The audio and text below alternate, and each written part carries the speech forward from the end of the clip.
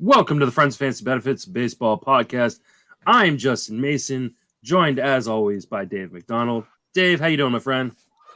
A little sick today, Justin, but glad to be back here talking some baseball. Well, it's good to have you. Thanks for braving through. We haven't put you on the COVID IL yet, though you are showing some symptoms. So maybe we're remote, so we're not all in the same room, so that helps. But hopefully you feel better because we have a shirt-wearing Eric Samulski here from the Catcher's Corner. Eric, welcome to the show. Listen, it's a last-minute decision. I was just lounging, and I was like, sure, we'll throw it on, Yeah. Well, you could have gone shirtless. Alex Chamberlain has done it a number of times, and he's done really, really well for himself. Isn't that's just a Hawaii thing, right? You just, live in Hawaii. You can go shirtless whenever you want. I think it is a Hawaii thing, but I think it's mostly because it gets hot and he doesn't want to deal with the shirt. But Sure. I mean, that's a breakdown for another podcast. We will definitely cover that at some point here at Friends Fantasy Benefits. Probably need to get Alex on for that. But Eric, you thank you for joining us. You of course. Currently working at Rotoballer. You've got the Catcher's Corner podcast, TG Sports US. You're the deputy editor, a two-time Fantasy Sports Writers Association winner, both from this year, correct? Yeah, it was a football, baseball double dip, which was pretty exciting.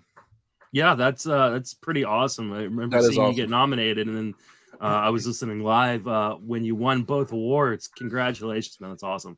Thank you. Yeah, it's fun. I mean, we talked about it a little bit before we started recording, but it's like, you put a lot of time and energy into this sort of stuff. And it's not like, you get some sort of salary boost when you win these things. And at the end of the day, it's not like a huge deal, but it is a nice little validation that like the work you're doing is being seen. And that's all it really comes down to is like, people do this as almost everybody does it as a labor of love. And I guess my love language is gift giving, so I appreciated that. and you get some nice trophies, right? Actually, they were pretty nice little little like glass, kind of I guess it almost makes me, because it's like it almost is like a rectangle, but it's misshaped at the top, so it looks a little bit like I was like a Guts kid, so it's like a little piece of the aggro crag. That sort of thing. That's what I keep thinking about. Yeah, that's awesome. Nice little throwback there. I like for that sure. One. I always wanted to be on that show. I saw those kids and I was like, I could do that better than them, but we'll never know. I always wanted to be on. What was the like Temple of Doom one? Oh yeah. Yeah, I think they actually brought that back recently. They did, and they did an open casting Legends of call. the Hidden Temple. Yeah, thank you. That's what it was. They did an open casting call, and my wife and I really thought about signing up for a long time, and just didn't make it happen. Didn't pull the trigger. I tried to get my kid interested in it, and they were having none of it. They really wanted to be on the floor as lava, and I'm like, no, that you're not watching my 260-pound ass jump like over lava. That's just not gonna happen. So. Well, another place we're not going to jump is on this podcast. However, we are going to talk about a number of news items, and then I want to talk about some pitchers that are having a good May. Right, we're halfway through the month of May, and we've had some pretty interesting performances from some guys we weren't expecting, some guys we might have been expecting. But let's dive into it. Let's start with Jesus Luzardo going to the IL with the dreaded forearm strain. Eric, this is a bummer of news. Like I wasn't like highly invested in Luzardo like other people, but you never want to see this. What are you doing with Luzardo? Are you just holding pat?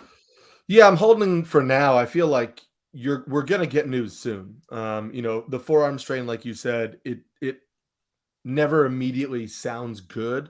But it is one of those things where you're normally not going to get like, oh, we're going to get some more information when we get the MRI, what the length of time is. And then obviously, depending on the type of league you're in, I have him in a league with IL spots, and I would like to be able to hold him, if it's going to be like 4 to 6 weeks, maybe 8 weeks. Like, he was pitching so well, and the upside, I think, is so high that if you're in an IL league, you might want to try to. But he is also like an unproven pitcher. We were seeing that potential upside, but it's a little bit of like what happened with Andrew Heaney before, where it's like it was a few good starts and then he maybe out for 2 months. And can you really keep that on your bench? Yeah, it's a difficult proposition. I didn't realize how good he had been, actually. Like, Yeah. he had really 2 bad starts, and the rest were fantastic. Dave, are you a Luzardo guy, and are you holding Pat right now? Yeah, I mean, so the injury happened on Sunday, so it was kind of like, unless you're going to drop him right then, you gotta hold him. And even though forearm strains are usually really bad news, like I would expect this to be a situation where you could need to end up having to drop him, but you had to hold him for now. I mean, you couldn't drop him, yesterday. It was just, we got to wait for more information first. But I do have him in a few Yahoo leagues, so he is currently on the IL in those leagues. In NFBC, there was always someone who was willing to jump him way higher than I was willing to. And he looked really good, though. I mean, I'm very happy with the shares that I have, but it was just, he was just going a little too high considering all of the risk that came with drafting him. Yeah, the only place I have him is in, I think, a DC or 2. But they were like early drafted DCs when he was still going out to the top 400 Super picks. wow. He was going really, really late early on, and then got a lot of helium as we got into March. I agree with you guys. I think you just got to hold on for right now and hope that we get some more information. These often end up poorly, right? We saw this with John Means earlier this season. However, there are cases, we just saw it with Hyunjin Ryu, who went on the IL with the same issue, came back and pitched fantastically in his first start back. So you got to hold on for right now until at least we get some more information and get some sort of timeline on what they're going to do. But if you hear the words second opinion, that is usually the time to cut. So sure. Tommy LaStella returned tonight. Can we talk about one thing before we move on? Of course. If you haven't stashed Max Meyer and you're in a redraft league where he's available, it might be the time. Because people have been talking about, maybe Edward Cabrera gets the call, and it's possible, but he has a 5.40 something ERA in AAA, and he's still walking like 3 or 4 batters a game, which is what Cabrera was doing last year when it didn't work out. And so I think, if Luzardo's out for any period of time, they're going to call up either Meyer or Cabrera, and I'd take the chance on the upside, personally, at least. I fully agree. And he's not going to be up this week, but he could be up like next week or even like at the end of this weekend. So I think the time is coming. I mean, we're in mid-May now, so this is the time where teams are looking to call up their prospects who look ready. They claim that they still want to see some things out of Meyer, but I can't imagine how much more you need to see from that guy. Right. I'd be pretty surprised if he's not called up this weekend. I mean, they're a team that has traditionally, at least in the last 5 years or so, been really aggressive with their young arms, allowing them to come up to the majors often before they're completely finished products or ready. Because they subscribe to the bullets theory, which is you only got so many in your arm, which I agree with. And so I think he will be up this weekend. If you are in a league that does like midweek fab, then grab him now and hope that he's going to be pitching for your rotation this weekend. So Tommy LaStella returned tonight, was promptly lifted after Antonio Senzatella got injured for the Rockies. And they brought in a lefty. So the Giants, it appears, Eric and I were trying to figure this out prior to hitting the live button, if he was injured again or if it was just a matter of trying to get on the right side of the platoon. I think that's what it seems like. This kind of shows you some of the issues with Tommy LaStella, though, right, Eric?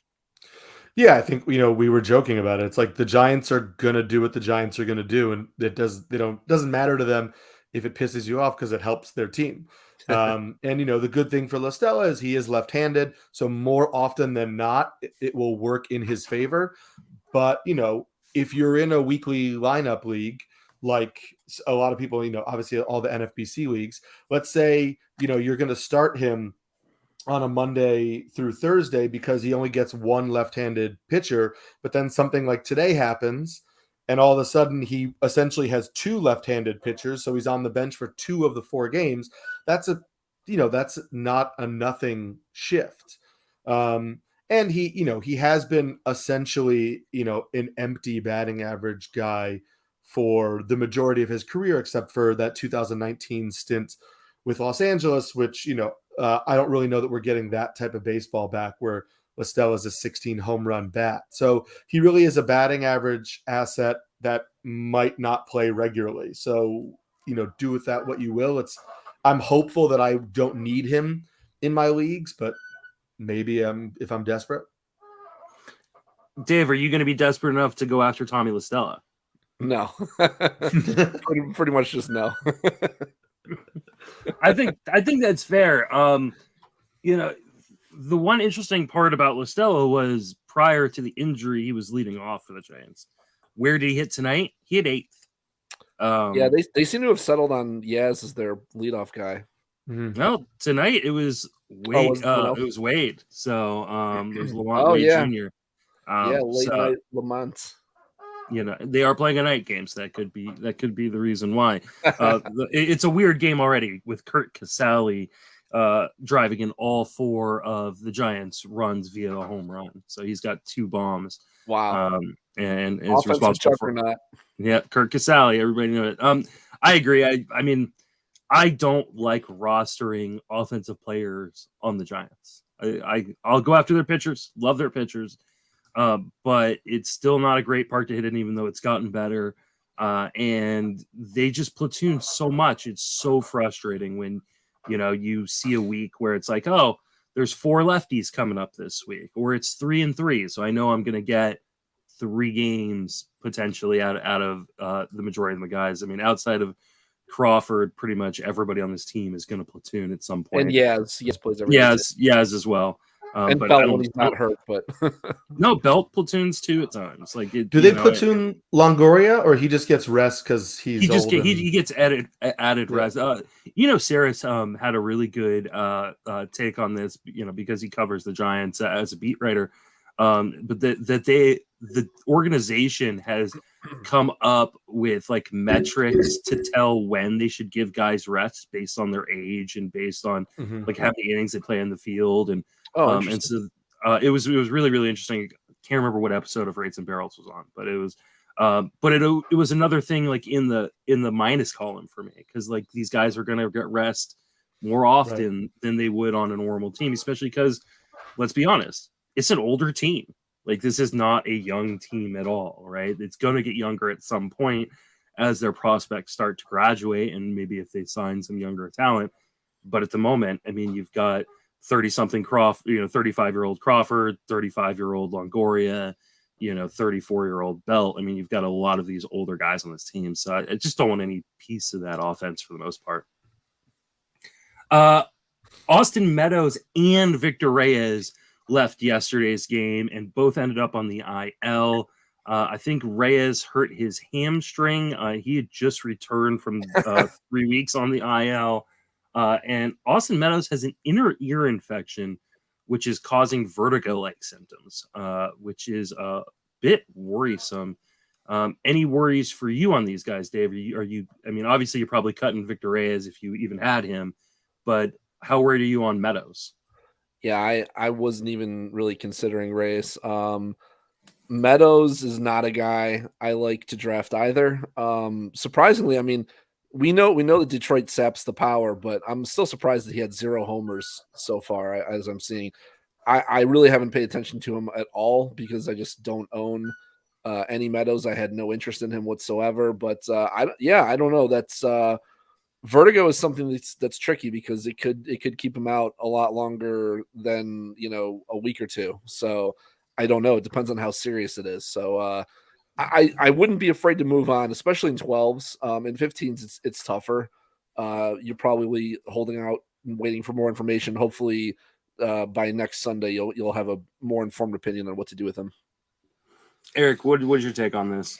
Yeah, I mean, I think the vertigo was part of the Clint Frazier story, wasn't it? I mean, I know he had a concussion, but then there was vertigo, and listen, I'm with you on Austin Meadows. I did not pay attention to him at all, and then I wrote an article for Rotoballer about a week and a half ago where I looked at like some early plate discipline leaders, and he was one of the league leaders in his improved O swing.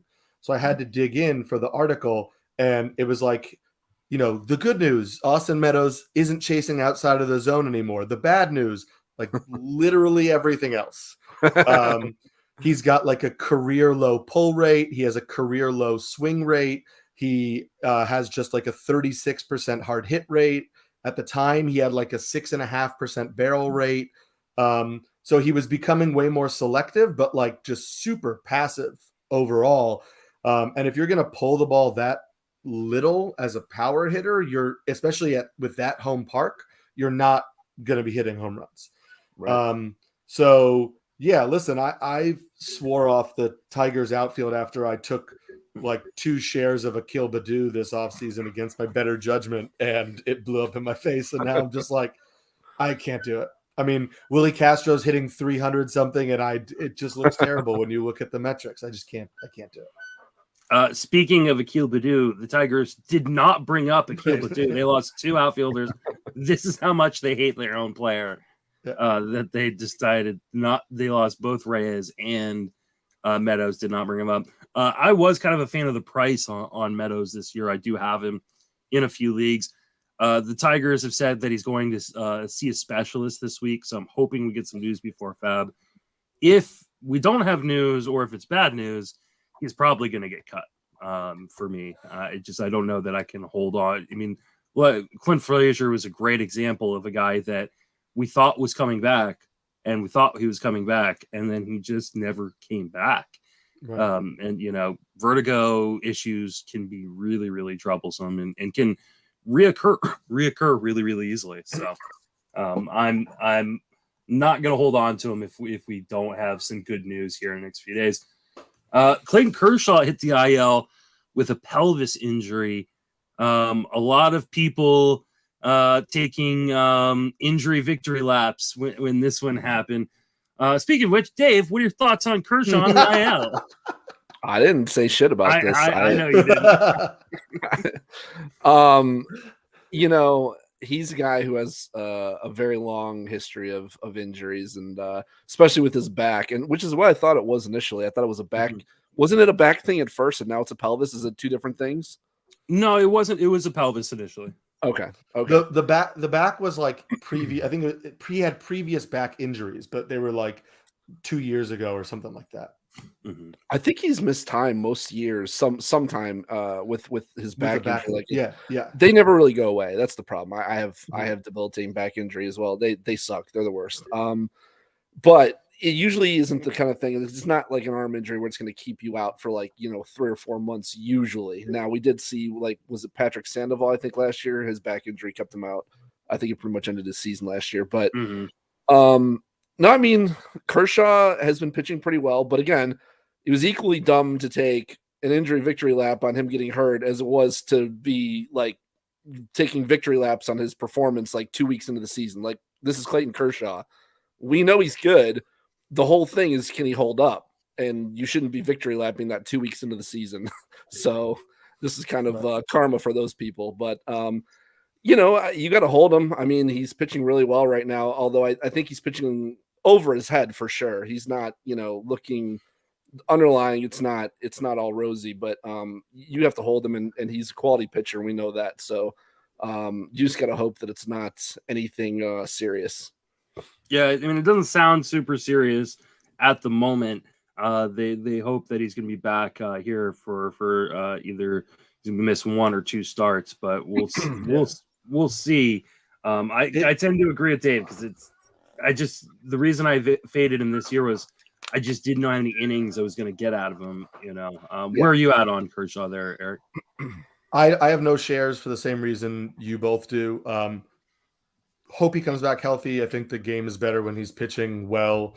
I would say I'm more nervous I'm more nervous about the injury than you two are, only because I have a friend who's a chiropractor, and I was like, what the hell is a SI joint? And she basically told me that it connects a bone in the pelvis to the sacrum, so the lower part of the spine. So it is kind of like connected to the back, which is what Dave was talking about. But she said that the main thing that the SI joint does is it basically transfers weight between the upper body and the legs. So it's the a key component between transferring energy from your legs to your torso, which is basically what pitching is. So if you have an injury to something where you're transferring weight from the lower part of the body to the upper part of the body, to me, like I don't really know, but that is something that seems troubling in the act of repeatedly pitching over and over and over again. Yeah. That's really good to know. I was not a science major in college. Oh, I'm terrible at science. I read the text messages I get from people that are good at science. Exactly. It's all about who you know. Exactly. It's good to know people. Speaking of hits the IL with bicep tendonitis, structurally, supposedly everything is fine. So that's the good news. Dave, I know you're highly invested in Megill. Yeah. What's your take on this one? How worried are you about this? Well, the first thing I thought of when it happened, and I was talking about this with Zach, is like a while ago.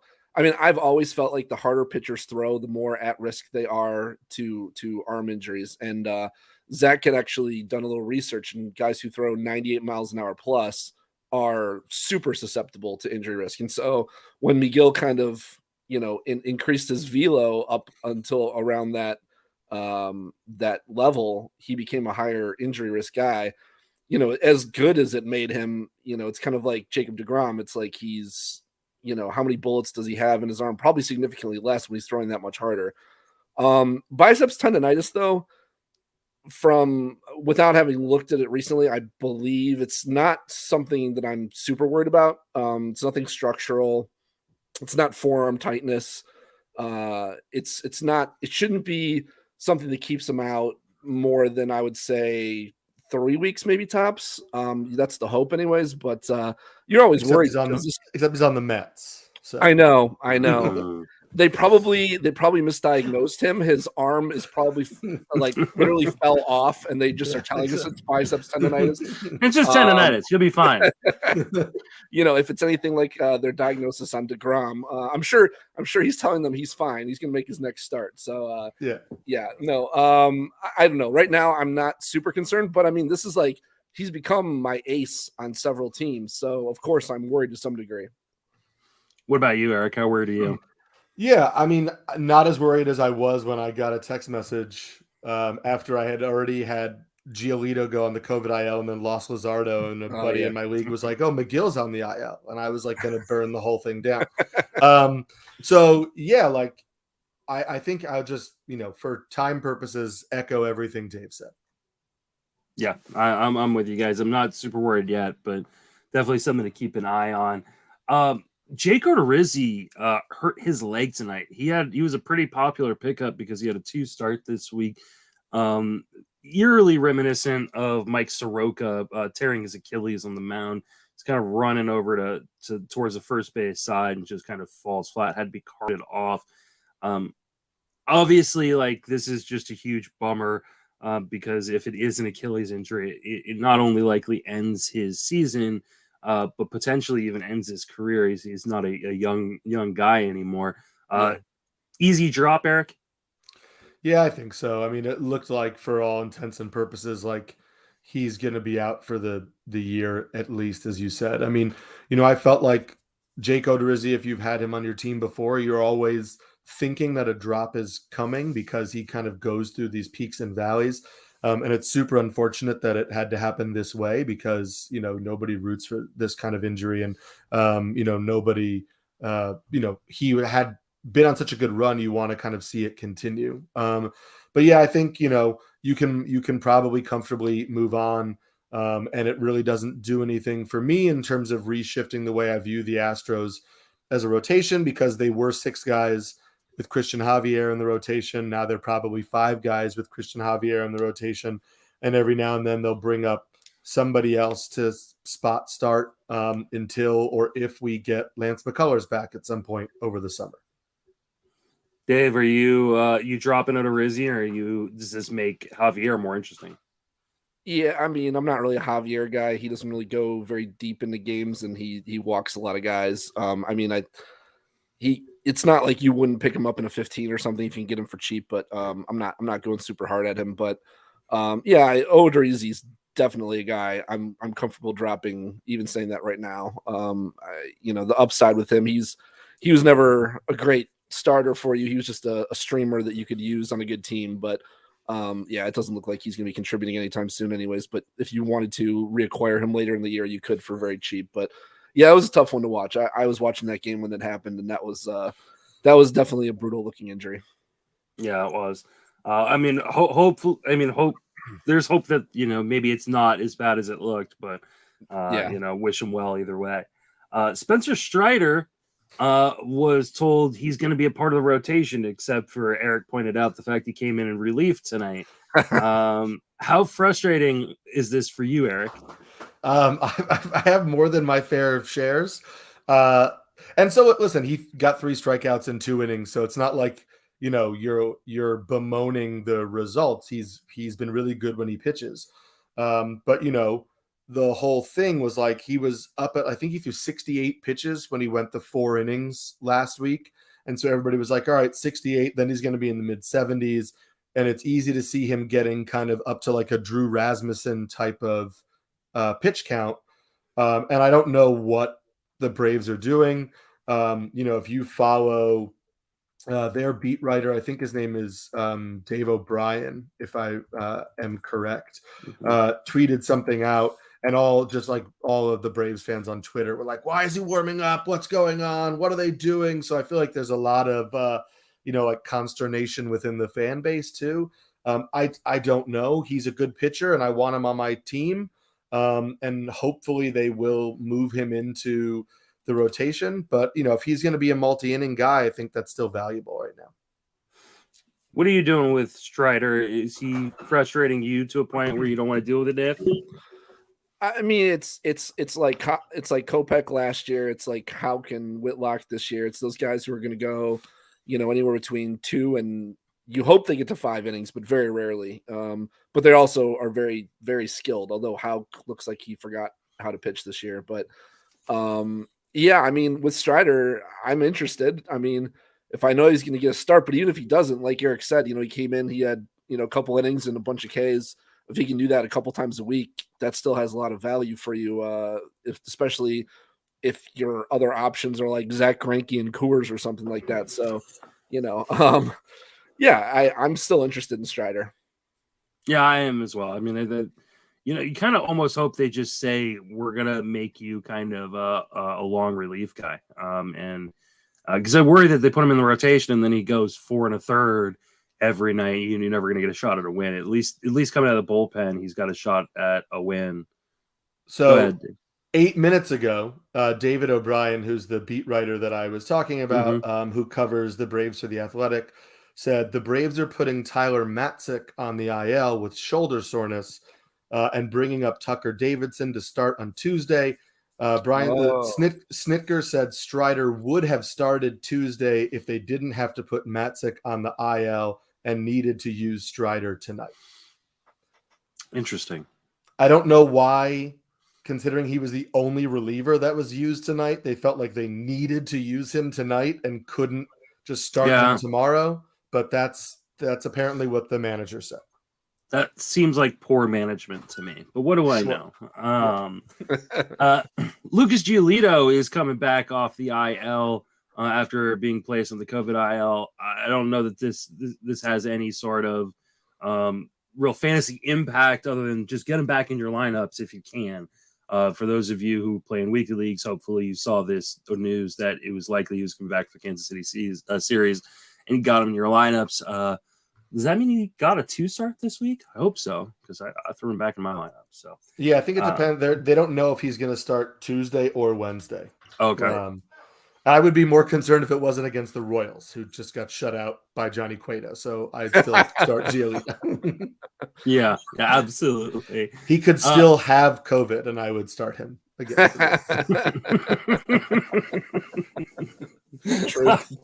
Jordan Romano is currently unavailable. He is being checked out by the medical staff for some sort of issue. Adam Simber gets the save tonight. If there is something wrong with Jordan Romano, who's the next man up, Dave? I'll be honest with you. I don't even know. I mean, Tim Meza maybe, or does he get hurt today too? I think, right? Did Meza get hurt today? He was also. I think they put him on the IL. He got hurt though. Yeah. Okay. So then there's who's the other guy there? Yimi Garcia, baby. It is Yimi time.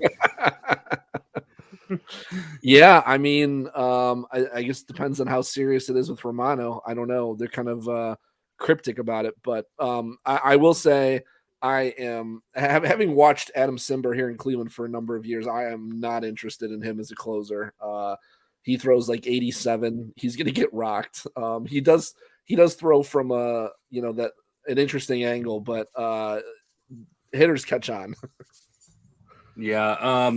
I think it's Yimi Garcia, at least in the short term, but I also think that the Blue Jays are a team that they want to compete this year, and they are just a game above 500 right now, third in the division. They're going to need to do much better than that. And the glaring weakness that they have on this team is clearly in the bullpen. They're going to make a move at some point. I mean, Yimi Garcia has a 5.4 K per nine. That is not good. Yeah, but look at the rest of that bullpen. Who else? I know. I'm agreeing with you that they've got if Romano misses any kind of significant time, they have to make a move. I'll just say, like, I know he's been used in multiple innings, but it could wind up being Trevor Richards has been arguably their best reliever, and he's been strictly used out of the pen. He's gone like 2 innings, but he has a couple outings of, I'm looking at the game log right now, where like he went just 2/3 of an inning against the Yankees, 1 1/3, 2/3 against Boston. So they have used him in short spurts. So I think Trevor Richards could be interesting. I know he's on Greg Jewett's closer charts as a relief pitcher pivot. So who knows? I mean, that might be an option, but I think we need to see on Romano, because they just said he was unavailable tonight, so we don't really know if it's just a one night sort of thing. Yeah. David Phelps has been oddly really, really good as well. He could be a guy that factors into that situation. I do think that if there is something long-term wrong with Romano, they will go out and get someone. I mean, you would have to think that David Bednar, might be an option for a team like Toronto, or I don't even know who the bad teams are with tradable assets. Ian Kennedy is on a 1-year deal. He's closed out games this year. That could be an option. So just keep an eye out for those of you who've got Romano rostered on your teams, in case that you do need to make a move here at some point. Willy Adames exited yesterday with an ankle injury. There's talk that he could go on the IL. They have not made that decision yet. This is a bummer. Adames was playing really, really well and on a number of my teams, which is a huge bummer. So me too. I don't know that there's anything actionable with this one. Luis Urias played shortstop today. It sounds like he will probably man that position until Adames is ready to come back, but just be ready with a backup option. Tyler Wade went into way too many of my lineups today, unfortunately. Yeah.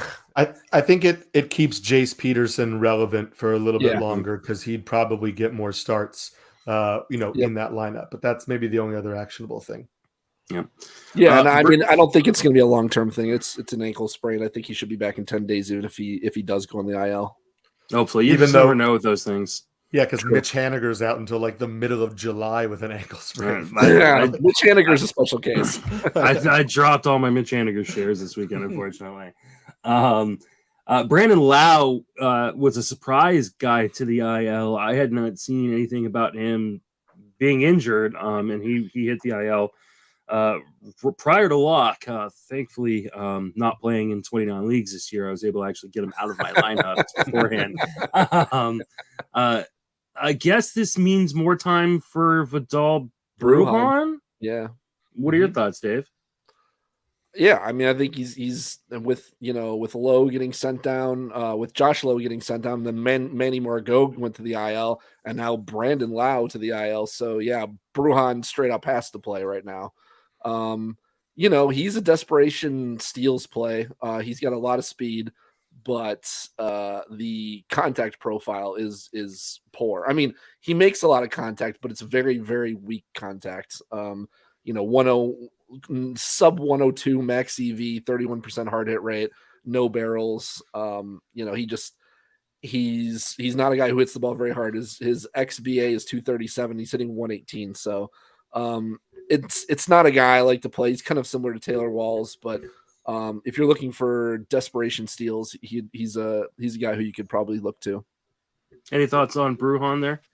No, I think what Dave said tracks. I would say that I read on Twitter from Mark Tompkin, who covers the Rays for the Tampa Bay Times, that the Rays actually considered calling up Josh Lowe, and because they would have put Yandy Diaz at third base and then Taylor Walls at second base, but they ultimately decided to go with Paredes instead, which is just interesting to me because the fact that Josh Lowe, even though he's been striking out in the minors, was in the 46%.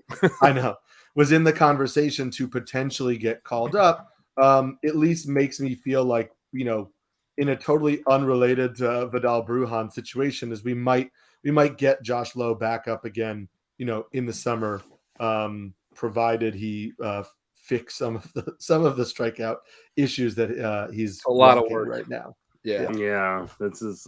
Even though he's still hitting with that, he's hitting 275 with like a 1,000 OPS in his 11 games. So AAA compared to MLB pitchers, a little different. Yes, though. yeah, for sure. Josh Lowe right now, and obviously things can change. He can get better. He's still young. Right now, like it just screams quad A player.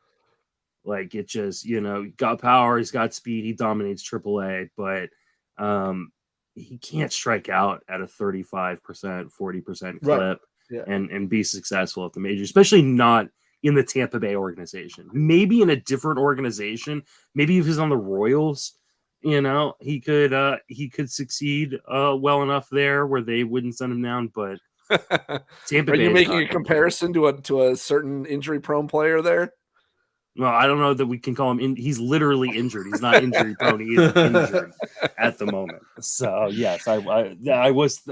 There were alarm bells. They also were a team that led off Alcides Escobar and played Alex Gordon when he was literally not literally in his grave. I see nothing wrong with these. I see nothing wrong with these moves. Yeah, exactly.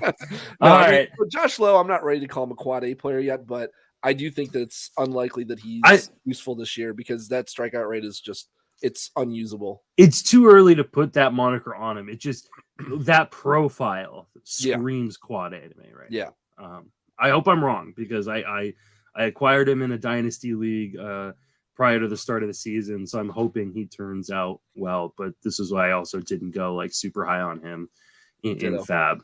So. Let's talk some May pitching standouts. We've got some guys who have just been cruising through the first few weeks of May, and some names that were a little surprising. Starting with our old friend, Nick Pivetta. Nick Pivetta is the football that Charlie Brown in the fantasy industry has been trying to kick for years now, and he's been fantastic as of late. Dave, are you ready to kick the football again with Nick Pivetta? Yeah, I mean, Nick Pivetta in his last 3 starts looks very un-Nick Pivetta-like. He has 1 walk total over 17 innings. He's not striking out as many guys, but I'll take a slight reduction in K rate if it means not walking guys anymore. So we'll have to see if this sticks. But, you're looking at some of the underlying numbers, and it's like he's got a lot of similarities to last year, like a 10% swing strike rate, 16.5% called strike rate, 26.5 CSW. It looks very similar to last year. His velo is down 2 miles an hour, though. That's pretty concerning in terms of, I don't know that he's going to be the dominant guy that our friend Phil Dussault thinks thought he was going to be. But I'm certainly not dropping him, and I am adding him even in some 12s right now. I picked him up in one of my main events for last week. I did not play him this week though against the Astros for what. I was just about to say not that. Doing that. Not doing that. I sat him against because I was not playing. 3 of his last 4 starts, have been good. No home runs given up. Have all been on the road in pitchers' parks. So that is something, he at Toronto, at Texas, at Baltimore, which apparently a pitcher's park now. Eric, what are your thoughts on Pivetta? I'm going to be tougher on him just because I'm a Red Sox fan. So I watch him what feels like all the time, and it's just a tough watch. I will say that the thing that interests me is when they traded for him, he saw a massive boost in his slider usage. And his slider has been really good the last 2 starts. If you go by, you look at StatCast, you look at the performance of the pitches in each game. His slider got hit really hard the beginning of the year, and the slider has been really good the last 2 starts.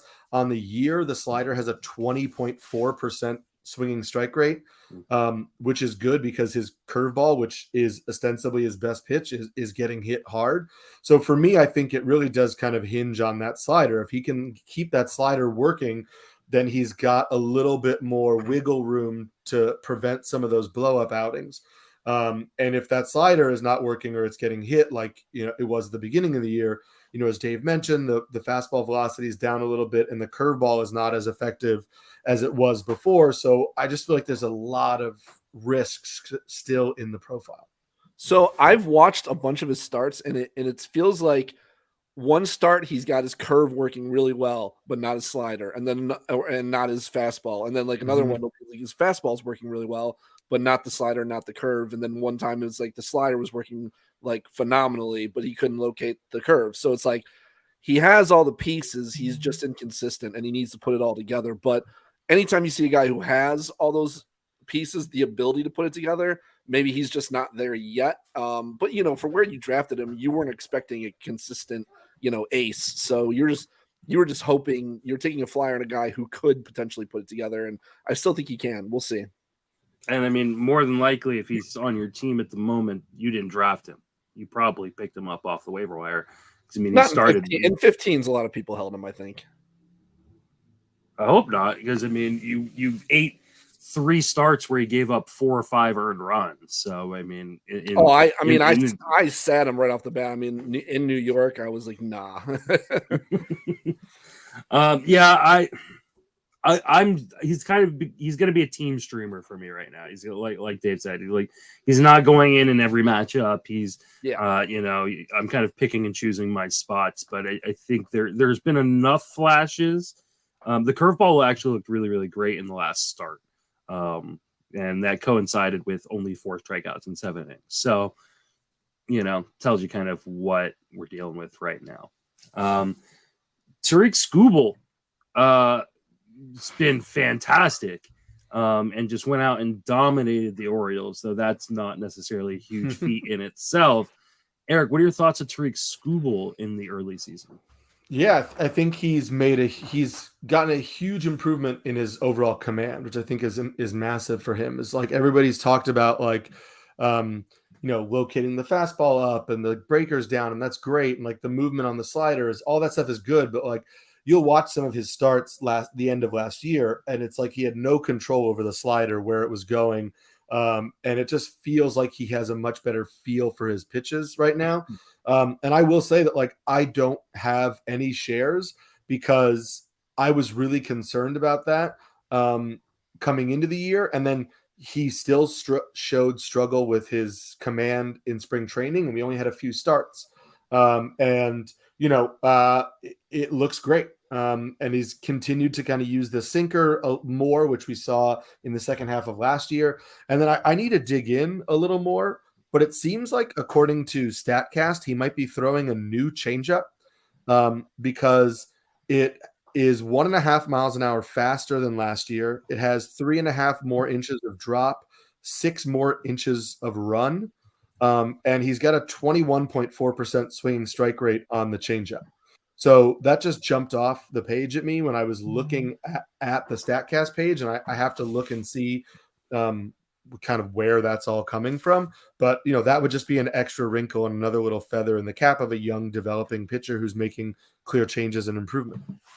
I know he changed his changeup at the end of 2020 and going into 2021. I hadn't seen anything different on it coming into this year. So maybe he's working with a different grip, or I don't know. Yeah, because I was actually, what it might be is towards the end of last year, or actually, no, it was the beginning. Remember he tried to have Casey Mize teach him the split, and then he went away from the changeup and went to the split finger, and then he went back to the changeup. So maybe he was just kind of messing around with it a little bit more. It's going to be something I'll dig into when we get done with this. Dave, where are you at on Skubal? Yeah, I'm excited. I have him in the main event. He's a guy who I liked a lot. I didn't get many shares. I only got like 2 maybe. But I think the biggest difference, other than, as Eric mentioned, the control being much better is huge. But what's interesting to me is not just the changeup that's up 1.5 miles per hour. The slider is up 2 miles an hour, and the knuckle curve is up almost 3 miles an hour. So all of his off-speed stuff, he's throwing harder. He's not throwing his fastball harder, though, which is interesting. But he has also reduced the number of fastballs he throws from 43% to 29%. So usually we see an uptick in strikeouts and swing and miss rate when guys start, because his worst pitch last year was his fastball, and he's now throwing that significantly less, and he's throwing these secondary pitches much harder, and they're performing very, very well. So I really like Skubal. I think he's really developing into a top starting pitcher option. Yeah, I mean, the big difference has been the command, is being able to locate within the zone and hitting the spots that the catcher's putting up there. He's only given up 2 home runs so far this year. He gave up 35 home runs last year, which was just disastrous for him. Yeah. I wrote him up over on Fangraphs a day or two ago, and in the Roto write-up, just a small paragraph after watching his start. And I think this is the breakout. I think this is the breakout everybody's been kind of waiting for, and I am super bummed that I didn't see enough at the end of last season or in spring to buy in, because I don't think I have any shares anywhere. If I do, it's in like a DC or something like that. So, I'm going to enjoy watching him pitch. Detroit has been a great place to pitch, especially this year. So hopefully he can keep it going as long as he keeps the ball in the yard, and there's no indications that he won't be able to if he continues doing what he's doing. Congrats to you guys who have lots of Skubal on your teams. Moving right along, a guy who I don't think anybody had on their teams early on in the season, unless they were at a DC. Martine Perez has just been fantastic. This is one that just makes me smile every time it happens, because it does happen every once in a while where Martine Perez seems to be on the verge of some sort of breakout. Because I was a huge Martine Perez fan when he was coming up from the minor leagues. I really thought he was going to be the next thing in Texas. Dave, what are your thoughts on Martine Perez? Is this sustainable at all? I'm going to use one of your favorite lines, Justin. He is who we thought he was. Yeah. He hasn't gotten hit hard yet. It's going to happen. He's a 7K per 9, 2.5 walk per 9 guy, that's fine. You can stream him in some matchups, but there's going to be regression here. It's going to correct itself. I don't see anything significantly different in his profile compared to previous years. He is throwing his sinker 16% more. He's throwing his fastball and his cutter less. So, I mean, he might be a slightly better version of himself, but I'm not buying that he's going to be. I mean, this is a guy who's always destroyed whips. And he's got like a 1.02 whip right now. That ain't sticking. He's going to get lit up. And if you're going to play him, make sure you're playing him in like really favorable matchups. By the way, can we talk about the fact that he's only 31 years old? I feel like he's like 39 at least. He's been around for a really long time. Yeah, for a long time. 31. I'm shocked by that. Yeah, I'm actually surprised by that too. I thought he was older. Eric, what are your thoughts on Martine Perez so far? Yeah, same as Dave. His changeup is really good at the start of the year, which is giving him kind of like 2 pitches because the sinker has usually been a pretty solid pitch, but he's got a 20.8% swinging strike rate on the changeup. And I think that, so sure, he's getting by on the change and the sinker, and in some starts it's working really well for him. I just don't think there's enough that makes me think that this is a drastically different pitcher. And, I just think you're good luck figuring out when he's going to have the good start and when he's not, because I would have sworn that the Red Sox were going to crush him. He was a Red Sox. They had seen him. It just seemed like their offense was coming alive, and then it didn't happen. So the next start, who knows? Who really knows? It's a roll of the dice I'd rather try to avoid. This is not going to sustain at this level, obviously. I mean, it can't. I like the fact he's throwing the change, and I like the fact he's throwing the sinker more. I also like the fact he's not trying to live in the zone. He's doing the anti-Robbie Ray. He goes, hey, when I leave things up in the zone, they get crushed. So I'm not going to do that. I also think he's a huge beneficiary of the dead ball right now, and he pitches in a great ballpark. I think as things start to warm up, he is going to get murdered. I streamed him for his 2-start last week in a number of spots, and I put him on my bench this week. I think he is a guy that you can team stream for right now. In 15s, in 12s, he's just in 10s and 12s, he's just a straight up streamer. He goes through these stretches. This is not uncommon for Martine Perez because he is a talented pitcher. He's never been able to put it together over the course of a full season. I do not believe it's going to happen now. You're saying he's not going to keep a 0% home run to fly ball ratio? No. He's not giving up a home run yet. That is going to change at some point. He does get Oakland in Oakland after Houston, this is why I kept him on my sure. team. I figured. So, that division is very top heavy, right? Unfortunately, he doesn't get to go against his own offense, but the A's suck, and Seattle's offense is atrocious right now. So, even though J-Rod has turned it around, he's one of those guys that's going to have some pretty nice matchups pitching in the West. And, Oakland, especially Seattle, especially Texas, especially, they're good ballparks to pitch in. So like he's a legit team streamer in 15s and some 12-team leagues, like a guy you can just kind of put on your reserve list when he's got a bad matchup like he does this week. And when he's got good ones, you throw him back in there. So next guy, another one of these kind of, I was going to say copy and paste almost. Yeah. Zach Davies. What I did was I sorted Fangraphs pitching leaderboards by the month of May. And I was like, okay, who are some names that aren't like rostered in every league, right? And Zach Davies was near the top of the effing list. I was like, what the hell is going on with Zach Davies? Eric, what are you doing with this? This is obviously smoke and mirrors, right? Yeah. Listen, I mean, I think the best thing that came out of you putting this on the rundown was me going for real and looking and going on StatCast. And then a part of StatCast I don't ever really use because I honestly don't know the benefit where it's the similar pitchers too. But the fact that the names on this, like he is similar to 2018 Mike Montgomery, to 2019 Derek Rodriguez. I don't remember if you remember Derek Rodriguez. Oh, I remember him. To 2018 Javi Guerra. So I like the best thing that happened was me being like, oh, all these guys, I remember they were real guys.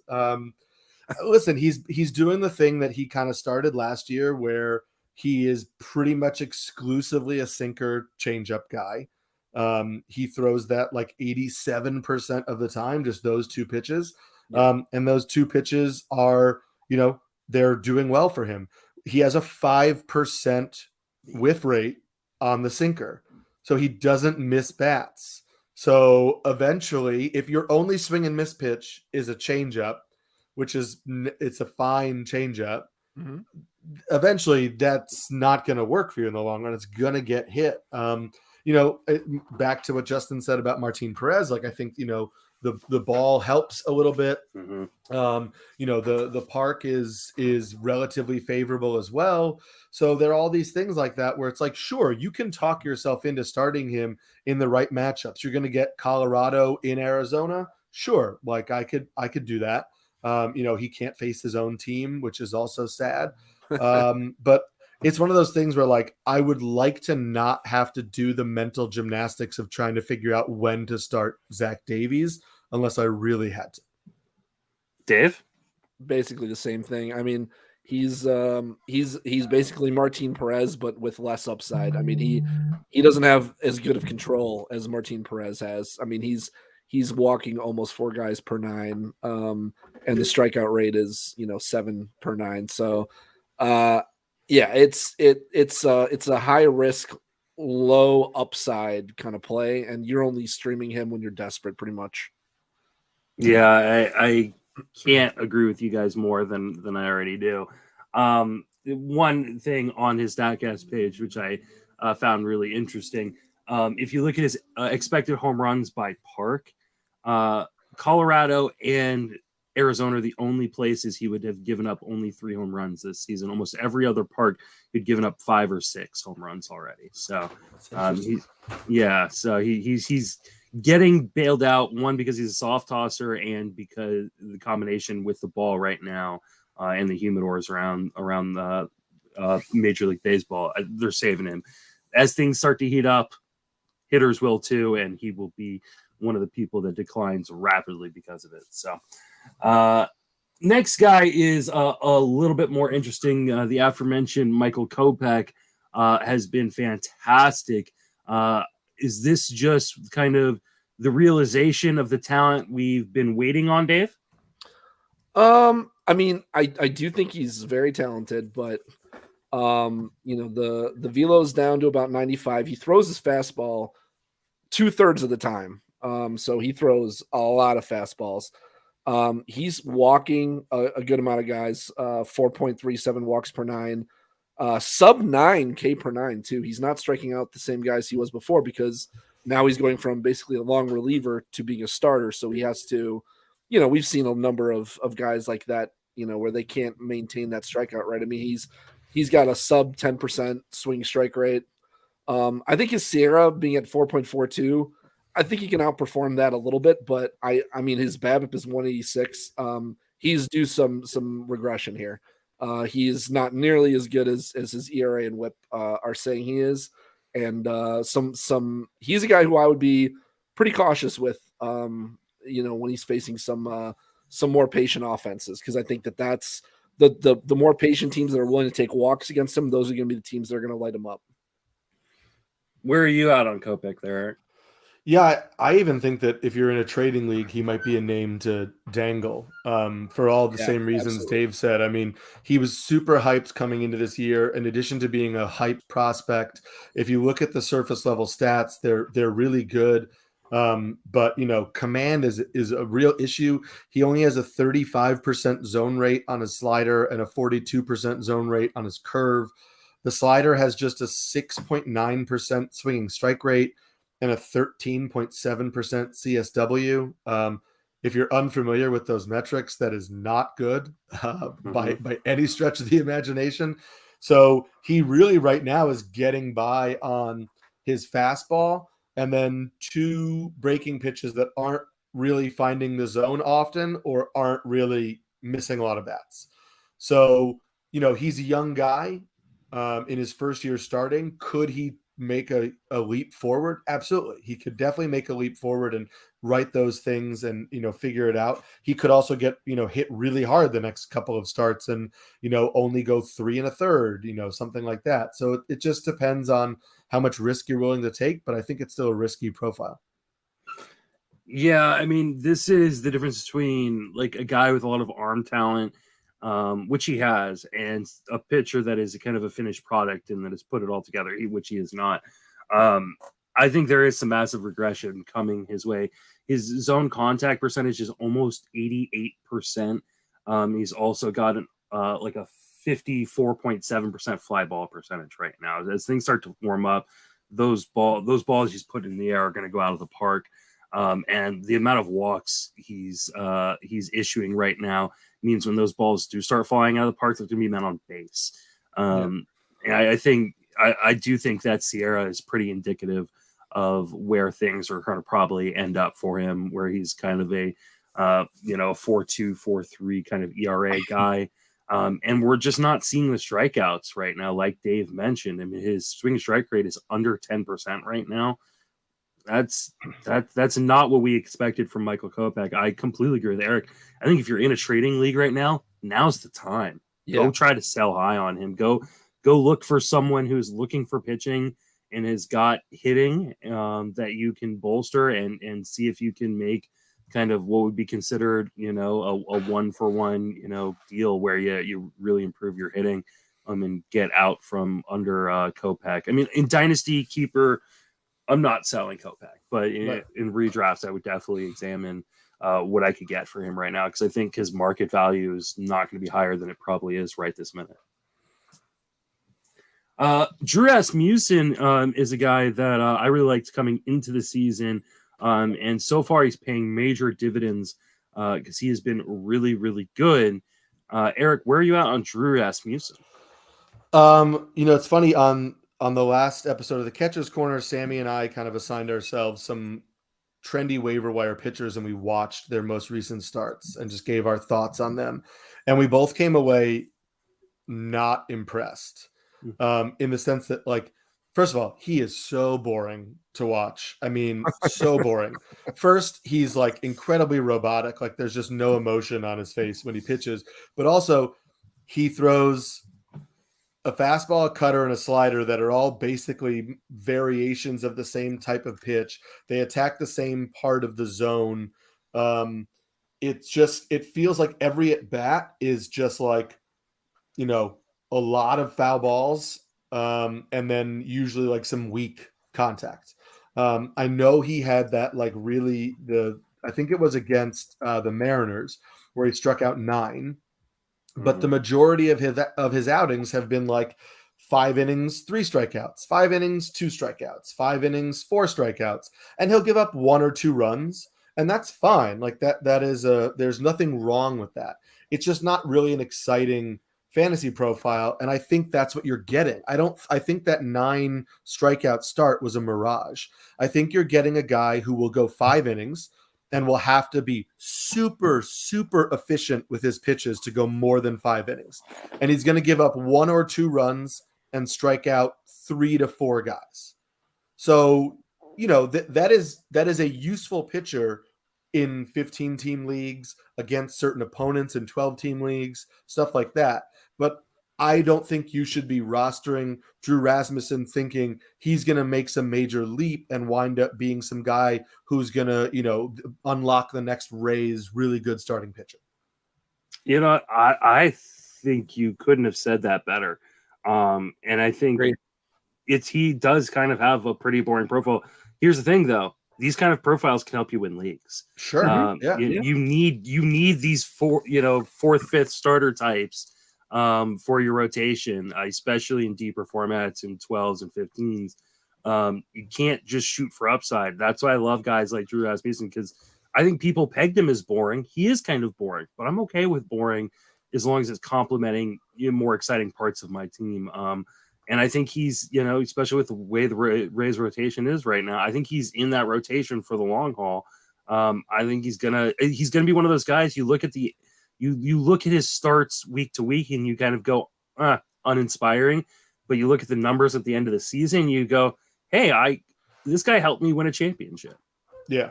I think the only thing that gives me pause is the fact that he's kind of like an 80-85 pitch hard cap right now, which means in terms of your like boring, high floor, solid foundation arm that like really helps you in fantasy, he checks almost all of those boxes, except the like can go 6 innings and, you know, on a good team and steal you some wins the way that, like, you know, Kyle Hendricks used to, when Kyle Hendricks would go 6 or 7 innings and pitch relatively uninspiring baseball, but not give up a lot of hard contact and then get you a win.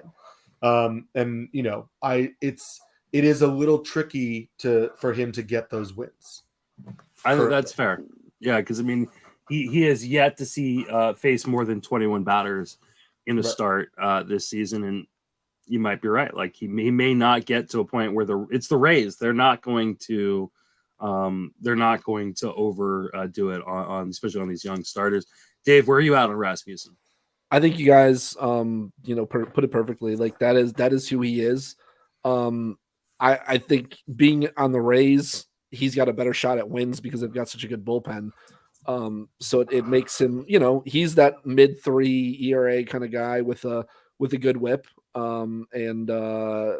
I mean the K's are not going to be exciting, and he's just a guy that you're going to put in as a filler guy that you can probably play in pretty much most matchups.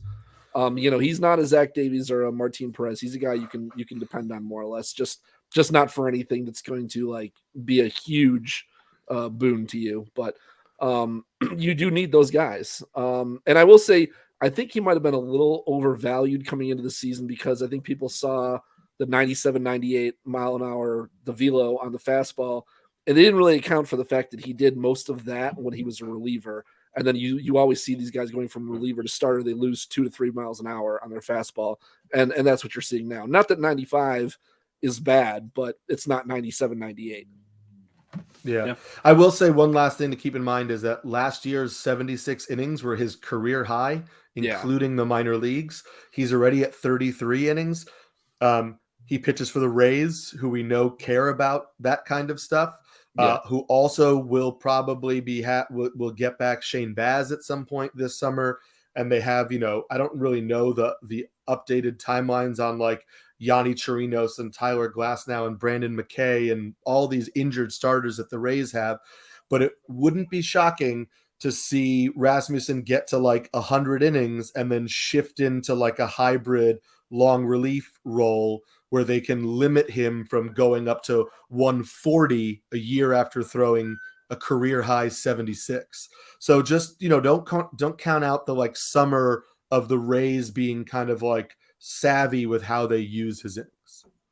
If they give him an opener, I'll be okay with that. Sure. Yeah, for sure. Yeah. I'd be totally fine if they want to put a power lefty or something like that. Yeah, I don't think he's going to go much more than 140 innings. I think that would be like 140, maybe 150.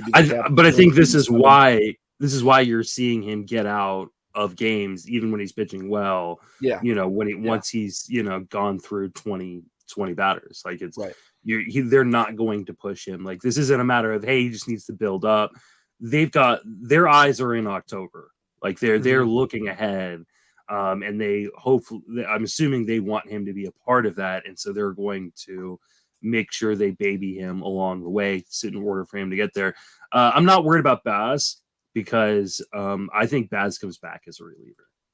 I just don't think he's a starter this year. So, but Patino should be back at some point. I don't think Brandon McKay is coming back, but good old Yanni Chirinos. I used to love Yanni for like 2 years ago. Another carbon copy guy, Paul Blackburn, has a 1.67 ERA, which is the 6th best ERA in all of baseball of qualified starters. Dave, what are you doing with Paul Blackburn? Ooh, yeah. I do own a decent amount of Paul Blackburn. You know, obviously he's not this good. But the interesting thing is the Sierra is 318. You know, it's not like we're looking at some of those other guys whose Sierra was like 450 or something like that. And you know, his swinging strike rate is over 10%. He's only a 7K per 9 guy right now but the control is really good. He's only walking 1.2 batters per 9. But the thing is, you look at the home run per 9 rate and it's at 0.24. So obviously that's going to go up. He's another guy who, to me, despite the good results, he's just a streamer that I'm holding in 15-team leagues. I'm not dropping him for sure. but I'm not starting him every week. And in some places I did bench him this week facing the Angels because they're a pretty tough offense when things are going well. So I think he could have his first rough outing this week, but I'm hoping not. I'm hoping that he continues to, outperform his stuff, but I know that he's getting lucky in several areas right now. He has a minuscule 0.83 ERA on the road this season. Eric, where are you on Paul Blackburn? Yeah, I'll say the only thing is like that differentiates him from like the Martine Perez and Zach Davies of the world for me is like there have been legitimate changes. He did reshape his curveball, which is pairing really well with the sinker. The curveball was already a good pitch for him, but it's become a much better pitch. It's missing a lot of bats. The way that it travels toward the plate with the sinker it makes that a nice pairing for him. So that's good. The other thing that is good is that he's been using his cutter a little bit more, and it's a 41% CSW pitch right now with a 16.9% swinging strike rate. It also gives up a ton of hard contact. So it is a completely inconsistent pitch. So he really is rocking like a sinker curve foundation, which, like Zach Davies will lead to success in, the right starts. But like to Dave's point is, it's risky. I'd love to see, there are flashes with that cutter that it could be a good pitch. And if we start to see improvement and he becomes a 3-pitch guy, then maybe he's a hold in 12-team leagues and he's your kind of safe but uninspiring, floor guy.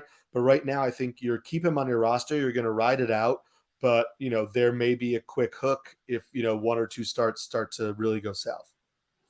I mean, here's the thing about Blackburn, in some ways similar to what I said about Martine Perez, is he pitches in the AL West, which is filled with a bunch of good parks and some really bottom feeder teams. Unfortunately, he does not get to face his own team because that would just make things a little bit better. But I assume he'll be on the move at some point because Oakland is going to sell everything that's not nailed down as we start to get in the summer. The problem is he does get hit hard. Like when contact is made, it can be pretty hard. On the plus side, his launch angle against him is like 3 degrees right now. He's putting everything on the ground. Everything is he's not letting things leave the park because he pitches in such a good spot and he limits hard contact in the air. I think this is somewhat sustainable. I worry that as things start to warm up, it won't continue to be sustainable. So I think he is a team streamer in 12s and 15s right now. And you kind of pick your matchups, but for the most part, I'm rolling him out there in the leagues. I've got him. I did pick him up in a number of places because what he's doing, I think, can be he can continue to do until the ball starts to change. Now we've started to see offense really start to pick up over the last week. Maybe as things are warming up around the country, this is going to change really fast. So it's something to watch. But I like Blackburn for what he is. Again, another one of these 4th, 5th starters that at the end of the season you might look and go, hey, I won a couple of leagues because this guy was a glue guy for me. So moving right along, we have Nestor Cortes, who has been like the best pitcher in baseball this season, overshadowing first round pick Garrett Cole on his own team. How legit is this, Eric? I might be the wrong person to ask because like I have also as a Red Sox fan, I have this history of like early in the Mariano Rivera days where I'm like, he throws one pitch. I don't get it. He throws one pitch. And then like a Hall of Fame career later, I'm like, I guess that's really all you need. And, Nestor Cortes throws 3 different versions of a fastball. And it's like he throws a sinker, he throws a fastball, he throws a cut fastball. But everything in his profile is messing with a hitter's timing. We've seen Johnny Cueto do the same thing, even though he has a more kind of diverse arsenal. We've seen Johnny Cueto do the same thing with success for years. So yeah, I don't know. I mean, his 4-seam fastball gets a lot of ride. His cutter gets, as a good swing and miss pitch. So maybe it's sustainable, but I really I have no clue, but I can tell you that like I'm riding it out. If I have him on my team, he's in my lineup. He's going to get a lot of wins on that team. And it's been working for almost a full calendar year now, almost, full 12 months. So like, I'm going to trust that he is able to mix and match timings and keep hitters off balance, and that the pitches move enough to have some deception to him. And he knows what he's got and he works with it. Dave, you're a wrestling guy. I don't know how much you have watched of Nestor Cortes, but I saw him pitch the other night, and he looks like a young Iron Sheik with that mustache. How much does that add to his value? I mean, it's everything, if we're being honest. That cuts the Sierra in half right there. But no, I mean, he's very, like Eric said, it's very difficult to get a good read on him, like why he's successful. But the bottom line is he is successful. Like this is working for him. He has 2 pitches with a 26 to 27% whiff rate in his cutter and his four-seam fastball. That'll play. And those are the 2 pitches he throws by far the most. So, whatever he's doing, he let me put it this way. There will be some regression. 227 BABIP, 91% left on base rate. Obviously those can't stick. The home run per fly ball rate is down to 8%. That'll probably double. His Sierra though is 2.7. So like he's got a 1.35 ERA. Even if you double his ERA, that's the skill level he's pitching at right there, like a 2.7 ERA. I don't think it's going to be that low either, but I think he could be around a 3 ERA pitcher this year when all is said and done. And 11 Ks per 9, and he's got great control. You just got to keep rolling him. I'm not taking him out of my lineup at any point right now. Mm-hmm. Yeah, no, I was not a Cortes guy coming into the season. I got 1 share. It's in one of my main event leagues, pretty much on just the recommendation of my co-host on Sleep of the Bus, Paul Scorer, who's a big Nestor Cortes guy, and I just went, you know what? He fell in a draft. Took a gamble, and I've been pleasantly surprised. He obviously can't keep it up at this rate. Like Dave mentioned, the BABIP is going to regress. The strand rate's going to regress. He puts a fair amount of balls into the air, which, while it's not hard contact, it is Yankee Stadium. And that in the summertime may be a little bit of a problem, but I don't think he's going to completely fall off the map. So like, he's not going to be this good, but I still think he's going to be pretty darn good.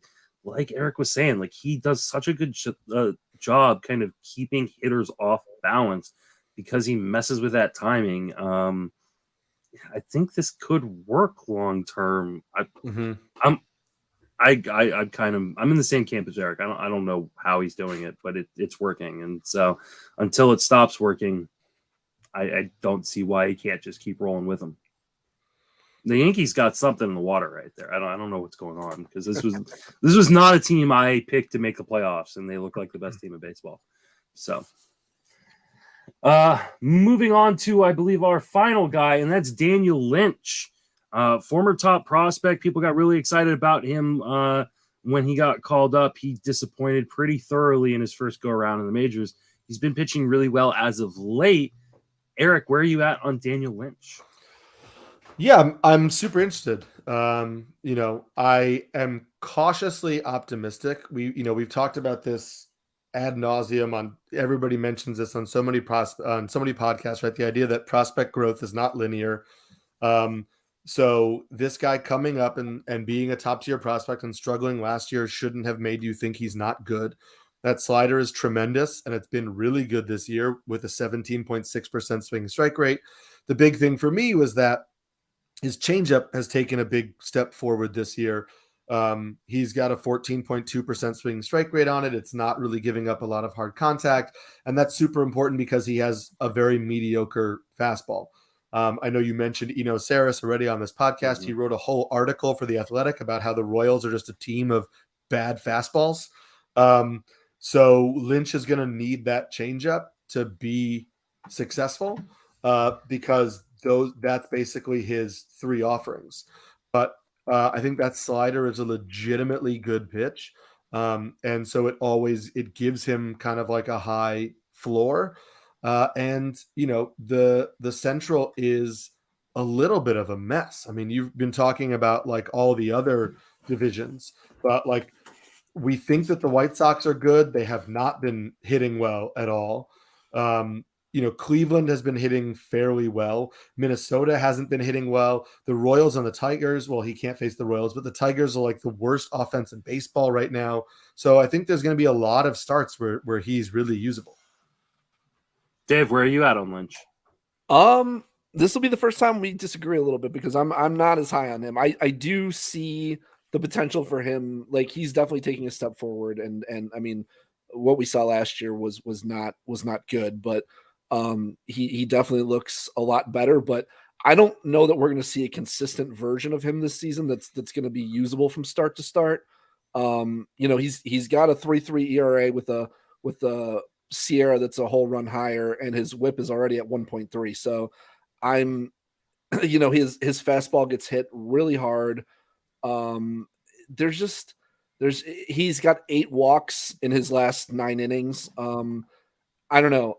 He's not a guy that I'm ready to trust yet. I see the pieces there, but I think that this won't be a year of consolidation for him. I think next year would be, I think this year he's going to be very mediocre overall. And I think next year is going to be a really good time to buy in on him. And I think he could like really progress and be a sleeper for next year.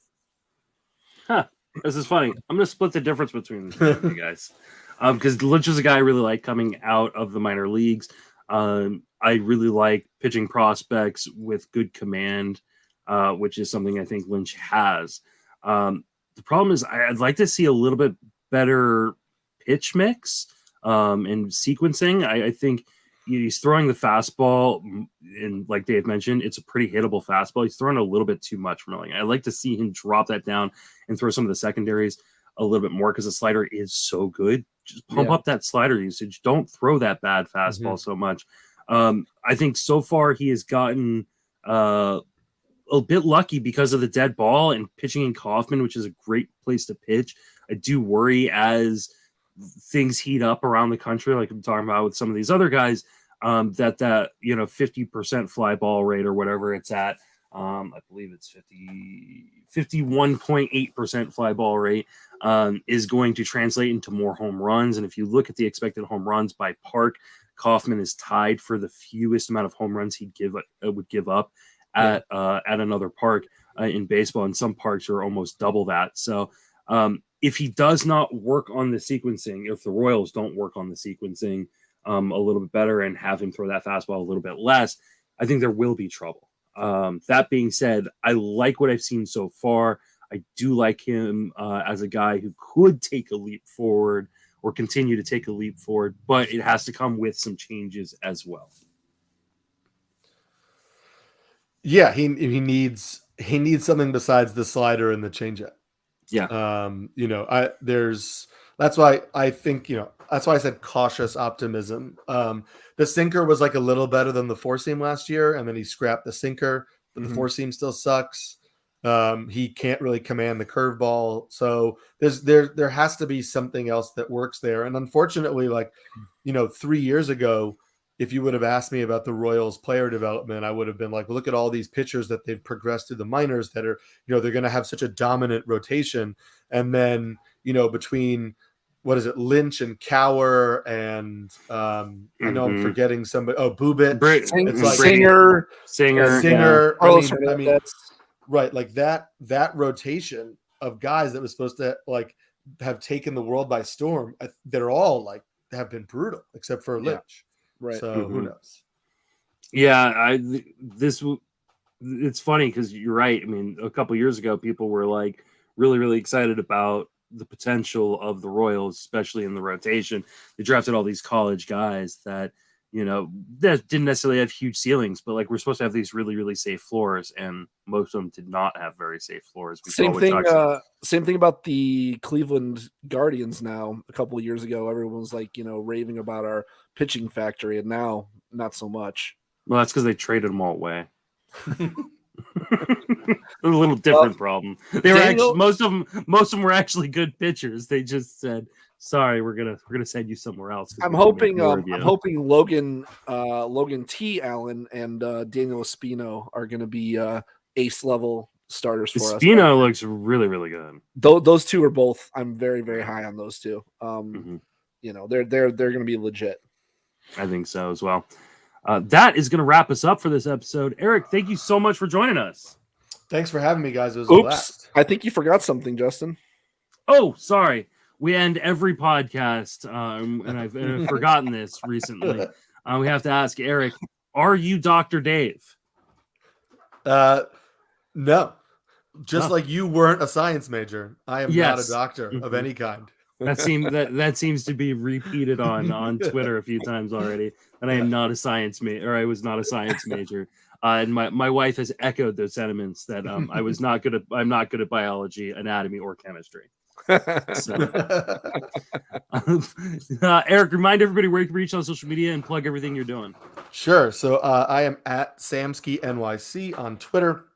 You can check out all of my fantasy content on there, which is over at rotoballer.com. Also, every day I post my MLB daily betting guide, which is over at Tailgate Sports. You can find that on my Twitter page, where I give you my best bets of the day. I've got an Eric Lauer video breakdown coming out in the middle of this week, which will be my first deep dive video breakdown of the year, and that'll be at Rotoballer. So keep an eye out for that on Twitter as well. Dave, where can you reach? What are you working on? That's at RunDMcD on Twitter, and we do the two starts for the current week and the following week on Rotosaurus.com. And other than that, just trying to work on my teams and catching up some of them that have started very slowly. Yeah, you and me both. You can follow me on Twitter at Justin Mason FWFB. You can email me or the show, friendswithfantasybenefits@gmail.com. I'm writing daily over at Fangraphs. I do the Sleeper in the Bus podcast. I'll get back on the TGFBL podcast here at some point. I've just been a little bit lazy so far, but as we get into the summer, I'll get to that. And yeah, that's going to wrap us up for this episode. For Dave, Eric, and myself, thank you for listening. Have a fantastic baseball season.